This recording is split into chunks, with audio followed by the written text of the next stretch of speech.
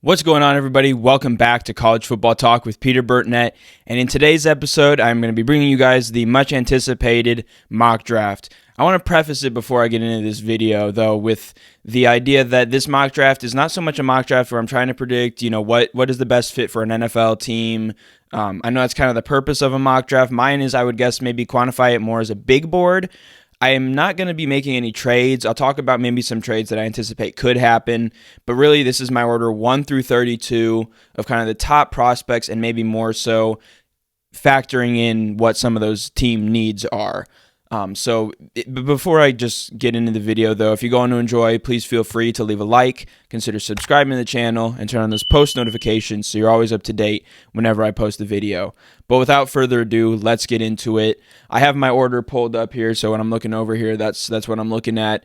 And the number one overall pick, I don't even need to look over there. It's pretty obvious. The Chicago Bears are going to be drafting Caleb Williams out of USC, number 1 overall. He's been the clear-cut number 1 overall pick since he won the Heisman Trophy last year for the Trojans. And while he had some, question marks here and there throughout the season, both on the field and maybe because of some of the things that he or I think his dad said off the field about not wanting to be drafted. He would deny, being drafted to Chicago. Seems like all that is kind of evened out a little bit, and barring some shocking development, Caleb Williams will be a Chicago Bear.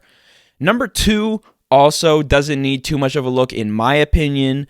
I think Jaden Daniels, the quarterback out of LSU, this year's Heisman Trophy winner, will be the number 2 overall pick by the Washington Commanders. I think he's a good fit for the Commanders. I think he is electric as a player and a playmaker. He can throw the ball. He has a good arm, and I think he has all the traits of a number 2 pick. And I'll try to pop up in post when the last time it was that we had 2 Heisman Trophy winners go 1 and 2, if that's ever happened before. I think it probably has before. But this might be the first time. Again, I'll clarify that in post in the edits. But those are my top 2 picks. And then coming in at number 3, this is one where I do have to check. Yes, but I thought that's where I was going. Drake May, the quarterback out of North Carolina, the 3rd overall selection by the New England Patriots. 3 picks, 3 quarterbacks. In my opinion, May is obviously NFL ready. I think he has the tools and kind of that prototypical build of an NFL quarterback. But he just doesn't wow me as much, honestly, as the first 2 picks. So maybe that's the type of thing where he'll prove to have better NFL careers because he has maybe longer longevity. But I think he is the 3rd overall pick by the New England Patriots. I think that is a good candidate for a trade. The Commanders confirmed, I think, either yesterday, Thursday, or Wednesday that they aren't planning on trading out of that number 2 slot. So that's what I have at number 3. And I think this is a place where the Patriots could trade down, get some more draft capital. So keep an eye out for that. Then at number 4, we have Marvin Harrison Jr. out of Ohio State to the Arizona Cardinals with a number 4 pick. Harrison Jr. is probably the best wide receiver prospect that we've had in possibly a decade, maybe even longer than that. Maybe, you got to be careful about recency bias. You could argue he's the best wide receiver prospect that we've ever seen. He certainly has all the tools of an NFL wide receiver. He has the genes as well, with his father, Marvin Harrison Sr., having a very successful NFL career with the Indianapolis Colts. So I think Harrison Jr., it's just a matter of, at this point, keeping Kyler Murray healthy. I think he does have a skill set. I think his window is starting to close, but adding a weapon like Marvin Harrison Jr. will be big for the Cardinals. Then coming in at number 5, and this is going to be interesting here. We have kind of a quarterback, and now we're going to have a couple of wide receivers back-to-back. And this one here, I think this is a little bit more preference. Again, this is maybe not so much what team is going to be a better fit, but I have at number 5 to the Los Angeles Chargers, Rome Odunze out of Washington. I think he is slightly better than Malik Neighbors. I think it's also maybe an interesting dynamic that Jim Harbaugh was able to game plan against Odunze in the national championship game and will now potentially get to coach him. Obviously, getting rid of Keenan Allen and Mike Williams, the Chargers are in need of a wide receiver, and thankfully, being in the top 5, they should have their choice of the litter, really only missing out on Marvin Harrison Jr. And then, aforementioned guy, just mentioned him, Malik Neighbors out of LSU, the wide receiver, to the New York Giants at number 6.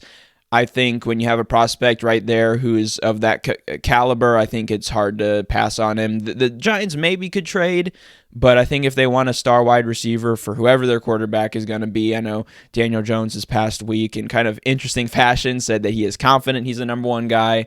If you haven't seen that video, you'll get the reference if you've seen it. If you haven't, take a look at it. It's kind of interesting. He's a little wide-eyed in that interview. But moving on from that, coming in with a number 7 overall pick, I'm going to do my best with pronouncing this one. It's the offensive tackle out of Penn State, Olumuyiwa Fashanu. I think I got the last name right. The offensive tackle out of Penn State to Tennessee Titans. They have kind of a couple quarterbacks that they could be working with. It could be Will Levis. That gets the nod again, but the Titans are looking to shore up that protection on the offensive line, and I think Fashanu is a good bet here. Joe Alt from Notre Dame is the other prospect. Then at number 8, the Atlanta Falcons, one of their needs is an edge, and I think they have a chance to draft not quite to the caliber of Will Anderson to the Houston Texans last year, but a similar player, same school. Dallas Turner out of Alabama, the edge rusher, is a highly talented player, and I think will definitely add a dynamic option to the Atlanta Falcons defense.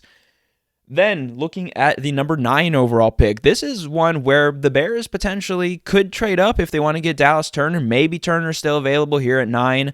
I think after going with Williams at number 1, they go to the defense with the second pick. I think they go edge rusher here.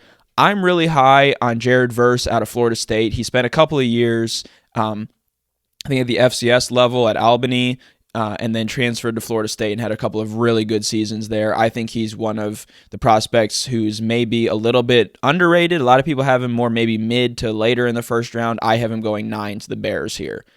Then number 10, mentioned him before, Joe Alt out of Notre Dame, the Jets' number 10 overall selection. Notre Dame is known for producing their offensive linemen, and I think he would be a good addition for the Jets to add some protection there. Moving on along, though, we are looking at the number 11 overall pick. This is one I could see the Vikings trading up, but I also think that the quarterback that they might want here after seeing Kirk Cousins go to Atlanta could be J.J. McCarthy available here. I think he's the prospect. I didn't end up making a video about this. I might do one because we still have about 6 days till the draft.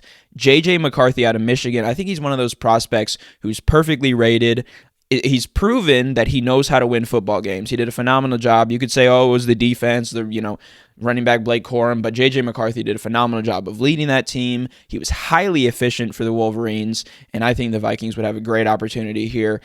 I don't really see any of the teams that are ahead of them trading up for a quarterback, but I have J.J. McCarthy to the Vikings at number 11. Then at number 12, and this is where things get interesting. I made this mock draft a couple of days ago. Things have maybe changed a little bit. The Raiders have expressed interest. They have the number 13 pick.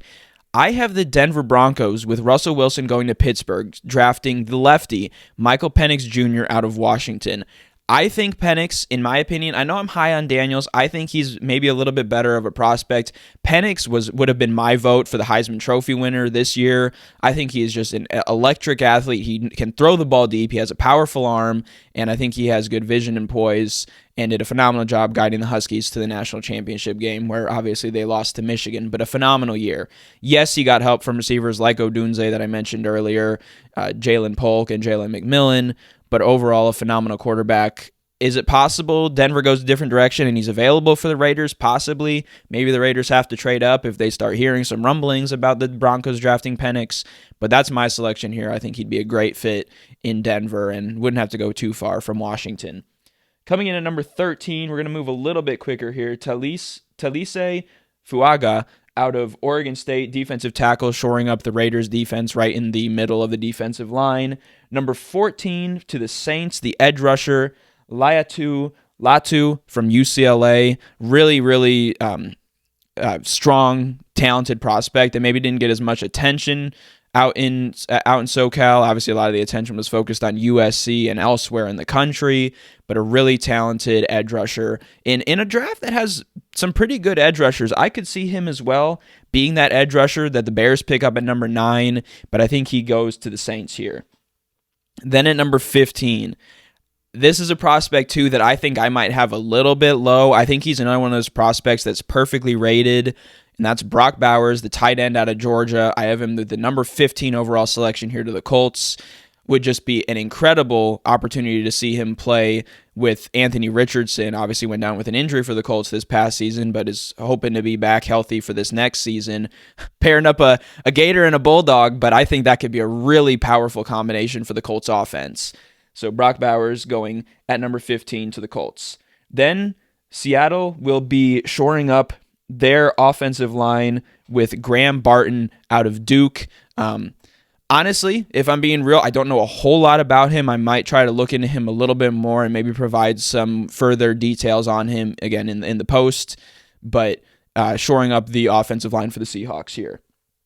And then we have cornerback Terrion Arnold. One of the Jacksonville Jaguars' needs is cornerback, so Terrion Arnold I think is the best in the class out of Alabama. Would have been Kool-Aid McKinstry. He slipped a little bit. I talked about him in my overrated prospects video. But I think Terrion Arnold is another prospect who's pretty well rated. I can definitely see him going higher. Going through when I was making this mocks, the teams that are higher aren't as in need of a cornerback. I could see the Jaguars trading up to draft him earlier, and if they're worried about another team picking him up, but that is the selection here. Then with the number 18 overall pick, Byron Murphy, the second, the defensive tackle out of Texas, shores up the Bengals defense. Then another cornerback here, number 19, Quinyon Mitchell out of Toledo, a really fast high riser in the draft boards after his impressive performance at the Combine. I think would be a good option to add here to the Rams secondary, to one of the best defenses in the NFL. Number 20, the offensive tackle out of Washington, Troy Fautanu. Will kind of add some protection, obviously, for Russell Wilson at quarterback for the Steelers, assuming that's who gets the nod. I mean, I would assume so. You trade for a quarterback of his caliber, even though he is obviously on the decline. I think that is the pick that you want here. Then the Dolphins, Tua Tagovailoa has lacked for protection at times. I think drafting J.C. Latham out of Alabama, if he's still available, would be big for the Dolphins, and he did a great job. I know he was very highly rated coming out of high school. If I remember correctly, I think he was kind of targeted by Ohio State, ended up going to Alabama and had a good career there, and was able to protect the likes of maybe Bryce Young, probably in his first year, and then this year Jalen Milroe, and did a pretty good job of that. And then coming in at number 22, Cooper DeJean out of Iowa. He's listed, I think, in college as a cornerback. A lot of the boards have him listed as a safety. I think that kind of Swiss Army knife dynamic in the secondary and his ability to potentially return punts and kicks could be a really dynamic option for the Eagles, not only on defense, but also in special teams as well. And I think the Eagles would certainly be a team that could use his talents here. Then looking at the number 23 overall pick, this is where the Vikings have another one. This is a pick that they could use to trade up, so maybe this goes to another team. I think the Vikings are definitely one of those teams that are a candidate for potentially trading. When you have 2 first rounds, you can kind of put those into getting a higher pick in the first round. So I have defensive tackle Johnny Newton out of Illinois here, kind of one of those cases of just filling a team need. And then coming in at number 24, Amarius Mims, the offensive tackle out of Georgia, adding some protection for Dak Prescott. Kind of speeding through here as we get down the draft boards. But Chop Robinson, the edge rusher out of Penn State, is a talented player. I think he's slightly overvalued. I'm not saying overrated. I think maybe he won't be selected quite as high in the NFL draft as maybe some are predicting, but I think 25 to the Packers is a good pickup to add to that Green Bay defense. Then at number 26, we have another cornerback, Nate Wiggins out of Clemson, going to the Tampa Bay Buccaneers. Number 27, we have another wide receiver here. We're going to actually scratch that, though, because I have the Cardinals drafting Harrison Jr. I had them drafting Brian Thomas Jr., but I think I'm going to maybe swap that and have them draft Jackson Powers Johnson out of Oregon, the offensive lineman, to kind of add some protection for Kyler Murray as well. And so that's a late change. At number 28, I had the Bills selecting Adonai Mitchell out of Texas. I think I'm going to stick with that. I definitely have Brian Johnson dipping a little bit. That's simply because of a need for wide receivers and the fact that the top of this draft is so heavy with them. But we'll see if I have him being selected elsewhere.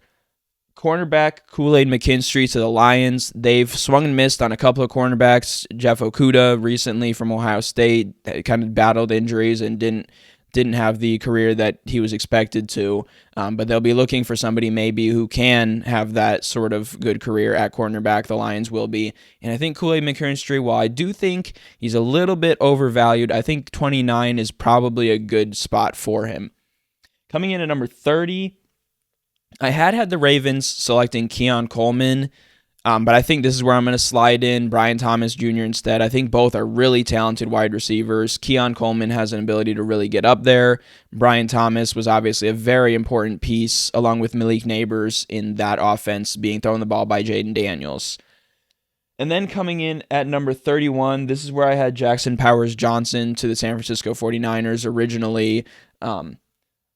We're going to scratch that. I'll put in post who I have the Niners picking instead, because I'm not sure who is available at offensive line after Powers-Johnson. So I'll slide in here in post who I have the 49ers selecting at number 31.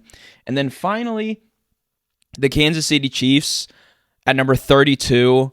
They could have two really good options, potentially Keon Coleman and Xavier Worthy. I had them selecting Xavier Worthy, again, because my draft projections changed a little bit because the Cardinals are not going to select two wide receivers in the first round. That's a mistake on my part. I'm going to go with the Chiefs selecting Keon Coleman. I think that kind of big play threat, the ability to go up and catch the ball in the red zone, is a trait that Patrick Mahomes would absolutely be able to take advantage of, and having him alongside a guy like Travis Kelce at tight end would be huge for the Chiefs offense. But that's my 2024 NFL mock draft. Let me know your thoughts on which picks you think I will swing and miss on, which ones you think are a home run, and what are some of the prospects who you think maybe should be higher or lower. But again, that's it for this video of College Football Talk. I'm your host, Peter Burnett, signing out. Peace.